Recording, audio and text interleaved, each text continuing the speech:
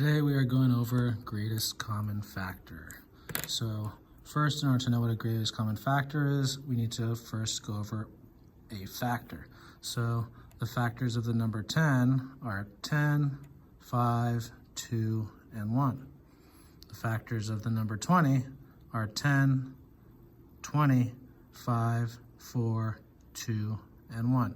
So if you noticed, 10 can multiply into 10, 5 can multiply into 10, 2 can multiply into 10, so can 1.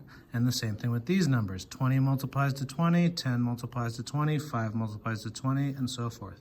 So factors are numbers that multiply into another number. So now what are the common factors of 10 and 20?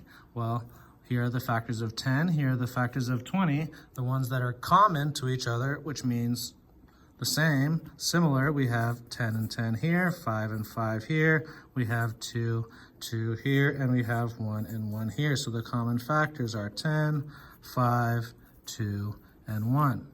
So the greatest common factor is just the biggest number out of these, which is the number 10.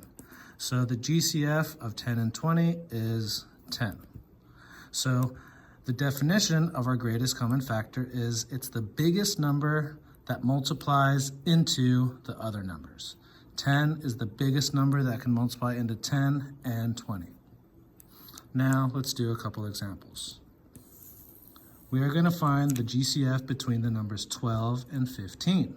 So we have two methods here. The first method is we are going to list factors.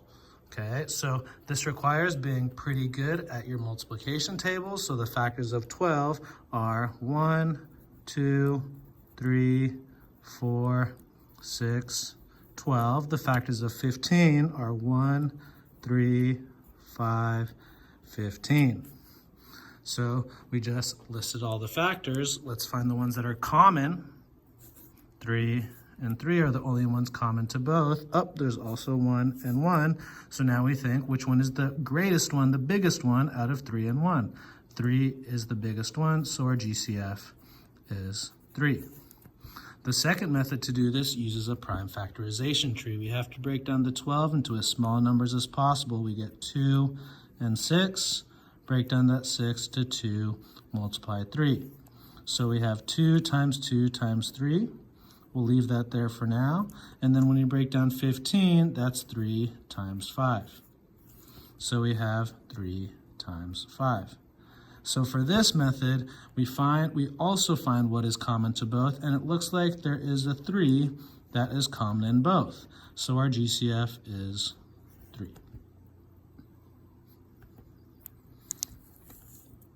One more, we will be finding the biggest number that multiplies into 20 and 24. So if we do it this method, once again, you have to be pretty comfortable with your multiplication tables. You'll have to know or look in the back of your journal. The numbers that multiply to 20 are 1, 2, 4, 5, 10, 20. The numbers that multiply to 24 are 1, 2, 3, 4, 6, 8, 12, 24. The ones that are common to both, common, same, same, same, same. And the biggest number out of those is the number 4. So our GCF is 4. If you're not as comfortable with your multiplication tables, you might like method 2 better. Let's break down this 20 into 2 times 10. This 10 into 2 times 5. So we have 2 times 2 times 5.